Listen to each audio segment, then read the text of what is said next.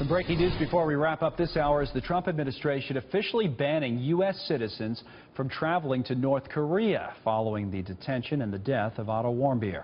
To discuss that, Center for National Interest Defense Studies Director Harry Kazianis is with us, and Security Studies Group President and former U.S. Army Special Forces Officer Jim Hanson is here as well. Jim, to you first. What do you make of this move?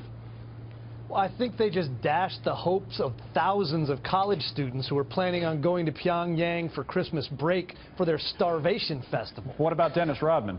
Yeah, there you go. He may not be able to pick up his satchels of cash working for the Kim administration. The bottom line is there are people who go there for tourism. There are people who go there as aid workers, etc. And all of them are at risk. I mean, worst case scenario, like Otto Warmbier, they could end up dead, but they could also be hostages because Kim now knows that Trump is not going to put up with his baloney. They could end up as human shields out at one of the missile sites. So It's a good idea for nobody to go there. There might for a be while. Another effect of all of this, and Harry, I know I was just reading a piece you posted at foxnews.com that talks about the need to act to stop Iran from getting an intercontinental ballistic missile that's armed by way of North Korea. Briefly tell us about that and why it's important. Right, Connell. The challenge here is a very simple one. A lot of experts, including myself, have been basically screaming for years that the North Koreans and the Iranians are collaborating on missile technology. And they are, right? Yeah, it's very clear. I mean, we know for a fact that scientists from both countries have exchanged notes. We know that a lot of the missiles that the Iranians are testing are basically copies of North Korean technology. So this is collaboration that we think is probably going on for decades.